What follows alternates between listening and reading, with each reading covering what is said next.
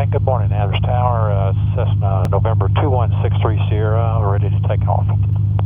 Clear for takeoff, turn left heading 090. Takeoff runway 18, left to 090, 630.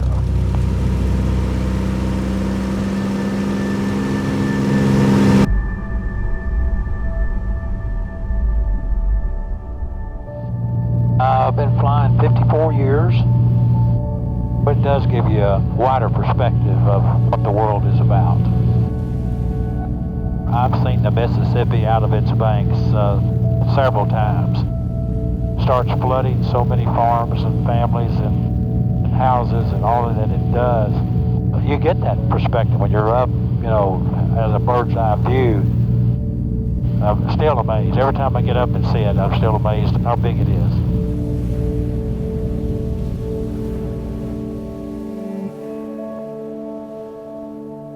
The Mississippi has often been described as kind of the heartbeat of America.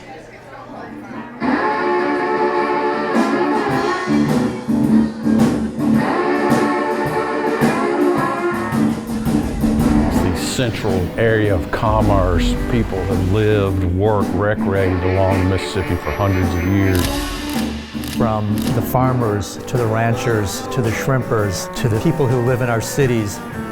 To me, it's America. It's this intermixing of cultures that really make America what it is. It's so hard to describe the Mississippi River because it is so large. It's just hard to get our mind around the size and the scale. I mean, this is a 31-state basin. It's huge. It's the 4th largest river basin in the world. It touches a lot of people. It's a third of the country. So it really is something that we should all be thinking about.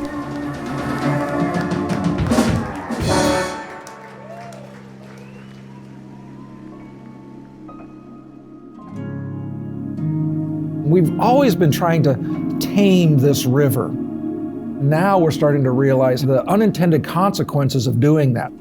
The flooding that's now occurring, the fact that it delivers nutrients so fast to the Gulf of Mexico and causes the dead zone. Over time, we've shaped the river and bent it more. We've lost too many wetlands. We've not provided room for the river during flood stages. And we've impacted areas that are important to sustaining the migrations that come up through this area.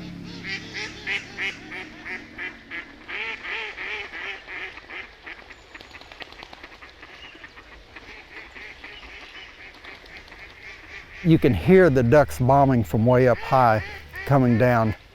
You hear all the chatter back and forth between them. They're sitting in here feeding, getting nice and fat to go back north, and I think that's important.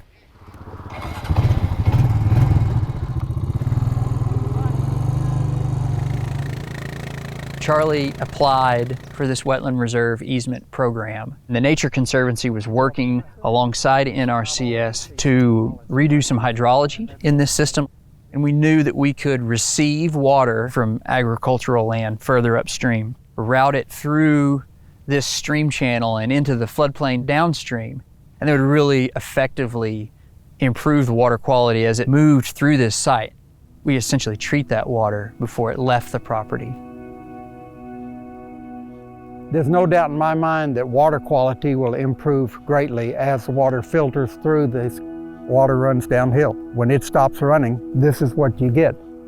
In my case, it isn't hurting a thing. Matter of fact, it's a real benefit. If it was farm ground, we'd be screaming. It's a win for the landowner, it's a win for the waterfowl, and it's a win for the environment as a whole. These places that were contributing sediment or were contributing nutrients to the bigger Mississippi River, when they're put back into conservation, we're taking those sediment and those nutrient inputs that are ended up in the Gulf of Mexico, we're sequestering here so they don't travel further downstream. You could do the math. If you add 1 million of those little places that are doing their own job, well, that adds up.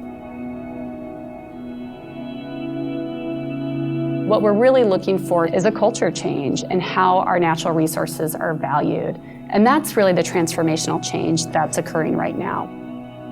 This is a global scale problem. This is going to take a lot of work from not just us, but everybody that we work with to really make change at this scale. We have to get it right in the Mississippi River to sustain ourselves and sustain a lot of the planet into the future, because if we don't, entire ways of life and economies are at stake.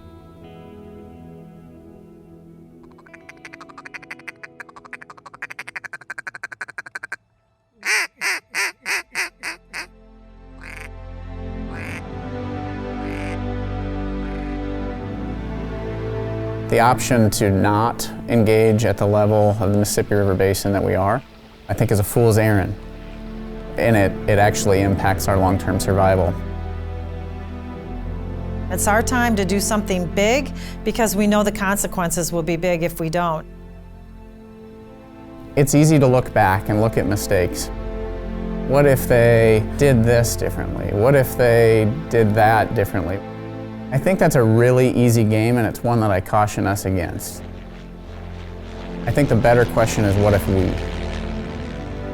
What if we do this right now? Not all time is equal. Some moments in time have these outsized impacts on what the future brings. Other people are going to be looking back at the timeline that includes our work and saying that we got it right. The world depends on the success of our efforts. Failure is not an option.